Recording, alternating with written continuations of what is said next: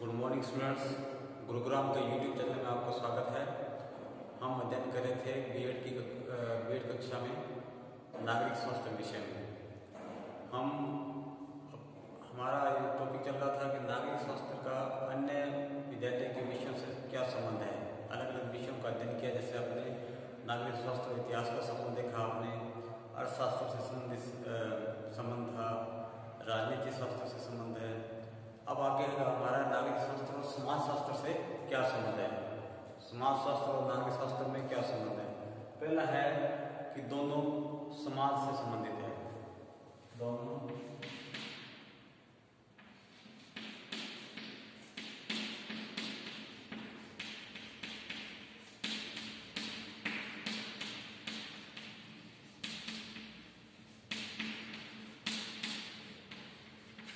दोनों ही विषय क्या है, समाज से संबंधित है। समाज शास्त्र मनुष्य के सामाजिक जीवन का अध्ययन करता है। जो मनुष्य का जो सामाजिक ढांचा है उसका अध्ययन समाज शास्त्र करता है। इसमें मनुष्य के सारे क्रियाकलाप, जन्म से लेकर मृत्यु तक के सारे क्रियाकलाप इसमें आ जाते हैं। सभ्यता के विकास के प्रथम चरण से लेकर आज तक के सामाजिक विकास के सभी अध्ययन जो है समाज शास्त्र के अंतर्गत आते हैं। कि समाज की उत्पत्ति कैसे हुई, उसका विकास कैसे हुआ, उसके संगठन क्या है, उनके ध्येय का अध्ययन क्या है, ये सारा उद्देश्य जो समाज शास्त्र पूरा कराता है। यह रीति रिवाज, विश्वास, संस्कृति तथा सभ्यता के विकास का उल्लेख भी करता है। नागरिक शास्त्र भी मनुष्य और संगठित समाज के संबंध का अध्ययन कराता है। इस प्रकार समाज शास्त्र और नागरिक शास्त्र के दोनों का एक ही पॉइंट है, दोनों समाज से संबंधित है। दूसरा है, समाज शास्त्र से नागरिक शास्त्र को अमूल्य निष्कर्ष प्राप्त होते हैं।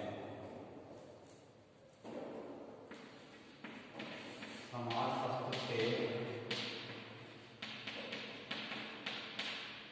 नागरिक शास्त्र को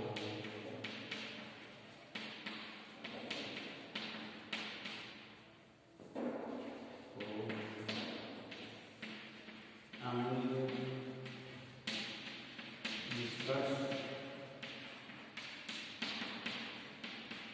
प्राप्त होते हैं।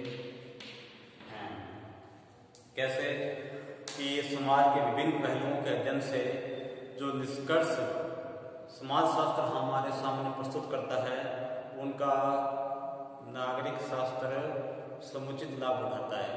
जैसे राज्य, सरकार, विवाह, परिवार, जाति, संपत्ति विषय आदि अनेक समस्याएं नागरिक शास्त्र के अंतर्गत आ जाती है। समाज शास्त्र इन समस्याओं का विधिवत वैज्ञानिक अध्ययन करता है और उस अध्ययन से प्राप्त निष्कर्षों को प्रकाश में नागरिक शास्त्र के नागरिकता के सिद्धांतों का प्रतिपादन करता है। इस प्रकार नागरिक शास्त्र समाज शास्त्र का पूरी तरह ऋणी है, उस पर मतलब आश्रित है। तीसरा है, नागरिक शास्त्र समाज शास्त्र के निष्कर्षों को क्रियान्वित करता है। नागरिक शास्त्र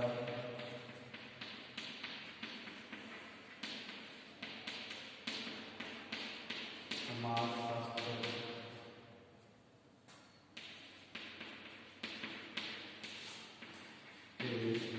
निष्कर्षों को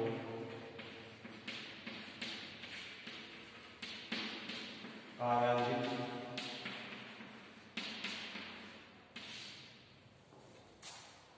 करता है। नागरिक शास्त्र जो है समाज शास्त्र के निष्कर्ष जो है उनको कार्यान्वित करता है। कैसे कि नागरिक शास्त्र समाज शास्त्र के निष्कर्षों से लाभ उठाकर उन्हें कार्य रूप में परिणित कराता है। यह सामाजिक विकास, सामाजिक संस्थाओं, सामाजिक प्रवृत्तियों, रीति रिवाजों आदि के विषय में पूरी जानकारी प्राप्त कर युग और आवश्यकता के अनुरूप उन्हें परिष्कृत करने का प्रयास करता है। उदाहरण के लिए नागरिक शास्त्र सभ्यता और संस्कृति के सुंदर पक्षों को ग्रहण करता है तथा पुराने रीति रिवाजों को हटाकर उनके स्थान पर नए सामाजिक नियमों का समावेश करता है, नए सामाजिक नियमों को उसमें डालता है। ये तो हुआ नागरिक शास्त्र और समाजशास्त्र में संबंध। नागरिक शास्त्र और समाज शास्त्र से संबंध हमने अध्ययन किए। इसके बाद है नागरिक शास्त्र और नीति शास्त्र से क्या संबंध है, इनका क्या आपस में परस्पर संबंध होता है। कि नागरिक शास्त्र और नीति शास्त्र में संबंध में क्या है, दोनों का लक्ष्य एक है। पहला है दोनों विषयों का लक्ष्य एक है।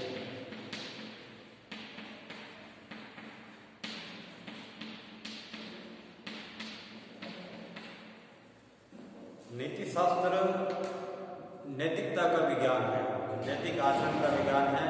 यह मनुष्य के लिए नैतिक आचरण के मापदंड निर्धारित करता है, जो मनुष्य को सदाचार के पथ पर चलने की शिक्षा देता है।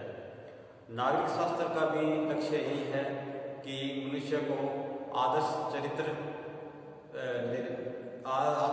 देना। इस प्रकार दोनों शास्त्रों का लक्ष्य एक ही है। दोनों लोकहित की दृष्टि से मनुष्य के आचरण और चरित्र पर विचार करते हैं। दोनों का ही लक्ष्य मनुष्य के व्यक्तित्व का पूर्ण विकास करना है। दोनों का उद्देश्य एक ही है कि व्यक्ति जो समाज में रहता है उसका व्यक्तित्व जो है संपूर्ण हो, सर्वांगीण विकास हो, नैतिक चरित्र अच्छा हो और समाज में उसकी अच्छी छाप हो। दूसरा है दोनों का आदर्श एक है।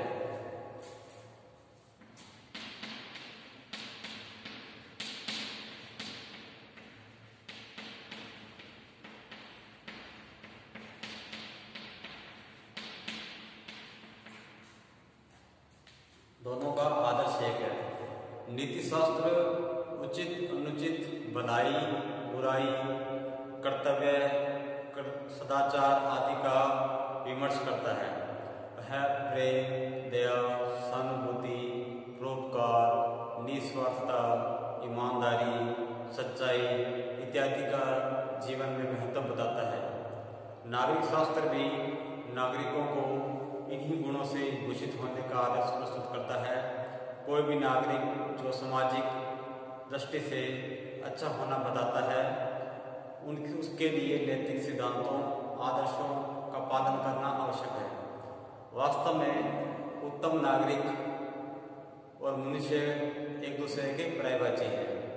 जैसा कि कांट ने कहा हुआ है कि सच्चा नागरिक नैतिकता की आराधना किए बिना एक कदम भी आगे नहीं बढ़ सकता। सच्चा नागरिक जो है नैतिकता की आराधना किए बिना आगे विकास के पथ पर नहीं जा सकता।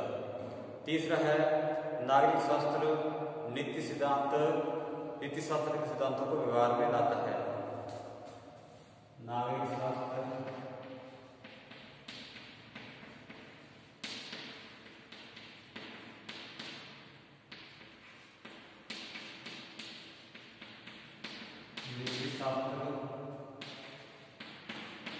नीति शास्त्र के सिद्धांतों को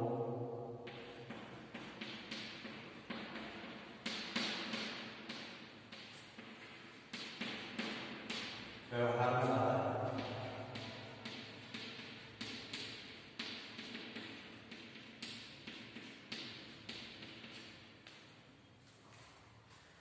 नीति शास्त्र नैतिक आचरण का मापदंड प्रस्तुत करता है। नागरिक शास्त्र इन आदर्शों को प्राप्त करने का प्रयास करता है।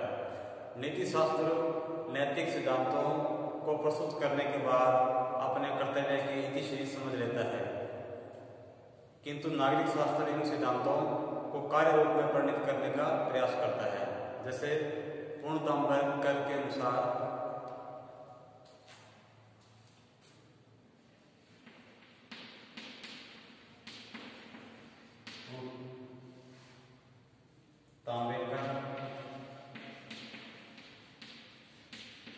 के अनुसार यदि नीति शास्त्र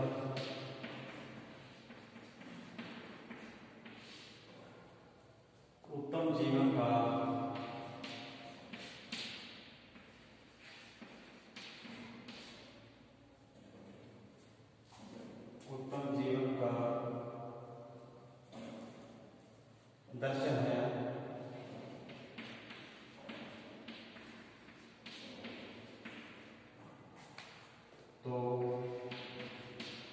नागरिक शास्त्र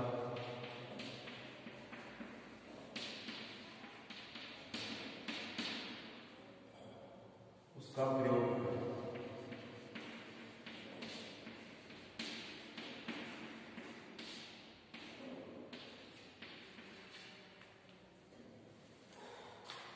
ये 95 करने का है कि यदि नीति शास्त्र उत्तम जीवन का दर्शन है तो नागरिक शास्त्र जो है उसका प्रयोग है।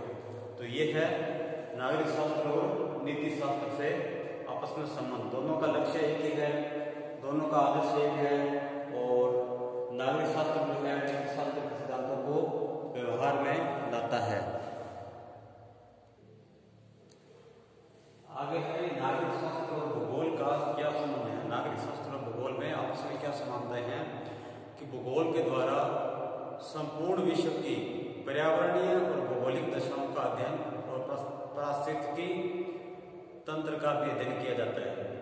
तो इनसे ये ज्ञान होता है भूगोल से। उसके द्वारा प्राकृतिक दशाओं का संपूर्ण ज्ञान हमें भूगोल द्वारा प्राप्त होता है। प्रत्येक देश की भौगोलिक दशा का उनके जनजीवन पर, स्वास्थ्य पर अत्यधिक प्रभाव डालता है। नागरिक शास्त्र के द्वारा भी किसी भी देश के नागरिकों के जीवन की दशाओं का अध्ययन कराता है। भौगोलिक परिस्थितियों के अनुसार वहाँ की सभ्यता, संस्कृति भी नागरिक जीवन से संबंधित तथा प्रभावित होती है। जैसे भूगोल की दशा होगी, जैसे पहाड़ी इलाकों में लोगों का जीवन कैसा है, रेगिस्तानी क्षेत्र में लोगों का जीवन कैसा है, तो अलग अलग भौगोलिक दशाएं व्यक्ति के जनजीवन को प्रभावित करती है। भौगोलिक परिस्थितियों के अनुसार वहाँ की सभ्यता, संस्कृति सारी जो है नागरिक जीवन को प्रभावित करती है। प्रत्येक देश का संविधान, धर्म, व्यवहार, विचार, विश्वास उसके भौगोलिक स्वरूप से संबंधित होते हैं। विश्वास और विचारों की रक्षा नागरिक शास्त्र विषय के मौलिक तत्व होते हैं। अतः निश्चित रूप से भूगोल नागरिक शास्त्र से जुड़कर वहाँ के निवासियों में परस्पर समभाव प्रदर्शित करता है तथा परस्पर प्रेम एवं शांति तथा सहयोग का पाठ पढ़ाता है। भौगोलिक परिस्थितियों के अनुसार रीति रिवाज, वेशभूषा आदि आते हैं। उसी के अनुसार वहाँ के नागरिकों को जीवन जीने का ढंग होता है। अतः स्पष्ट रूप में यह कहा जा सकता है कि नागरिक शास्त्र और भूगोल विषय एक दूसरे से संबंधित और एक दूसरे के पूरक हैं। अतः नागरिक शास्त्र का अध्यापक भूगोल विषय के तथ्यों तथा नागरिक शास्त्र विषय को रोचक तथा प्रभावशाली बना सकता है। शिक्षा को प्रभावी तथा कुशल एवं दक्ष बनाने के लिए नागरिक शास्त्र के अध्यापक को भूगोल विषय के सामान्य तथ्यों का संज्ञान अति आवश्यक और अनिवार्य है, क्योंकि नागरिक जीवन का जो सामाजिक ढांचा है, वहाँ की जलवायु वहाँ के भौगोलिक क्षेत्र से संबंधित होता है। किसी भी क्षेत्र में परिवर्तन होता है, वहाँ की जलवायु अलग है, लेकिन वहाँ का रीति रिवाज अलग हो जाते हैं। जलवायु की वजह से उनके धार्मिक विश्वास अलग हो जाते हैं, सामाजिक ढांचा उनसे थोड़ा सा अलग हो जाता है। ये सारी चीज़ें जो है भौगोलिक दशाएं प्रभावित करती है व्यक्ति के जीवन को। और भौगोलिक नागरिक शास्त्र के टीचर को भूगोल का ज्ञान होना आवश्यक है। अगर भूगोल का ज्ञान उसके पास होगा तो वह नागरिक शास्त्र को अच्छी तरीके से समझा सकता है, अध्ययन करा सकता है बच्चों को। इसलिए नागरिक शास्त्र और भूगोल का ये अच्छा संबंध है इसमें। आगे है नागरिक शास्त्र और विज्ञान से संबंध। नागरिक शास्त्र और विज्ञान का आपस में क्या संबंध है कि नागरिक शास्त्र विषय के अध्ययन का उद्देश्य मानव तथा नागरिकों के जीवन को कल्याणकारी वातावरण में लाना और नागरिकों के जीवन को व्यवस्थित तथा विकासमान स्वरूप प्रदान करना। जबकि विज्ञान का उद्देश्य है मानव जीवन के स्वास्थ्य संबंधी पहलुओं को जानकर समस्यात्मक निराकरण करना, उनका उपचार करना। स्वस्थ शरीर में स्वस्थ मन निवास करता है। अतः जिस देश के नागरिक विज्ञान का अध्ययन करके अपना स्वस्थ जीवन जीते हैं, उस देश में नागरिक स्वास्थ्य विषय का कार्य सुगम हो जाता है। क्योंकि स्वस्थ शरीर होगा तो स्वस्थ मन होगा उसमें, और स्वस्थ मन होगा तो वह नागरिक स्वास्थ्य क्या उत्तम जीवन के लिए अपने सकारात्मक कार्य कर सकते हैं। व्यक्ति बिना स्वस्थ जीवन के अच्छे नागरिकों की कल्पना नहीं की जा सकती, क्योंकि मन से साफ हो, मन अच्छा होगा, स्वस्थ होगा तो दिमाग स्वस्थ होगा, दिमाग स्वस्थ होगा तो अच्छे कार्य सोचेगा। तो अच्छे नागरिक के लिए स्वस्थ होना अति आवश्यक है। विज्ञान तथा नागरिक शास्त्र का आपस में संबंध बेजोड़ है। एक विज्ञान के अध्यापक को नागरिक शास्त्र के विषय के सामान्य तत्वों का ज्ञान आवश्यक है, उसी प्रकार एक नागरिक शास्त्र के अध्यापक को भी विज्ञान के विभिन्न विषयों और तथ्यों की जानकारी होनी आवश्यक है। दोनों के सहसंबंध के द्वारा ही जो शिक्षण जो है प्रभावशाली और सुगम बनाया जा सकता है। विज्ञान और नागरिक शास्त्र दोनों का अध्ययन। आगे हमारा नागरिक शास्त्र और मनोविज्ञान से सहसंबंध। मनोविज्ञान विषय जो है, विषय के द्वारा हम नागरिकों के मन और व्यवहार का वैज्ञानिक अध्ययन करते हैं। और मनोविज्ञान के अंतर्गत मनुष्य के वंशानुक्रम, पर्यावरण, उसके व्यक्तित्व, असमानता, उसके कारण और उपचार का भी अध्ययन किया करते हैं। जबकि नागरिक शास्त्र जीवन को व्यवस्थित रूप देता है। नागरिक शास्त्र विषय के द्वारा जियो और जीने दो के वाक्य को सार्थकता प्रदान की जाती है। अच्छा जीवन जियो और जीने दो।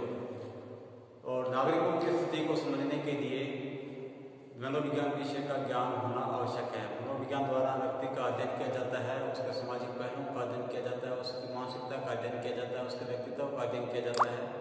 तो नागरिकों के जीवन को संपन्नता विकास की ओर ले जा सकते हैं मनोविज्ञान के अध्ययन द्वारा। अतः नागरिक शास्त्र के अध्यापक को मनोविज्ञान के विषय के संबंध में ज्ञान रखना जरूरी है। उसके शिक्षण के लिए यह आवश्यक है। नागरिक शास्त्र के शिक्षक को यह आवश्यक है कि वह मनोविज्ञान के तथ्यों की भी जानकारी रखें। अतः एक कुशल अध्यापक मनोविज्ञान विषय के द्वारा ही अपने छात्रों की परिस्थिति का अनुमान लगाता है कि बालक सहज है या नहीं, उसकी परिस्थिति क्या है, ये अपनी मानसिक स्थिति में कमजोर है या प्रतिभावान है। तो मानसिक स्थिति का अध्ययन जो है मनोविज्ञान द्वारा ही लगाया जा सकता है। इसके द्वारा ही वह अपने शिक्षण को प्रभावी बना सकता है। और असामान्य व्यवहार जो अगर किसी बालक का है कक्षा में, तो वह मनोविज्ञान द्वारा ही सामान्य व्यवहार में उसे ला सकता है। अतः नागरिक शास्त्र और मनोविज्ञान का आपस में सहसंबंध है। मनोविज्ञान के बिना किसी व्यक्ति का अध्ययन नहीं हो सकता। और शिक्षण में व्यक्ति के बालक के अध्ययन द्वारा ही उसको शिक्षण करवाया जा सकता है, उसकी कमियों को दूर किया जा सकता है, उसको और प्रभावी बनाया जा सकता है। तो ये थे नागरिक शास्त्र का और अन्य विषयों से सहसंबंध। तो आज के लिए इतना ही। आगे हम नए टॉपिक के साथ हाजिर होंगे। तब तक के लिए धन्यवाद।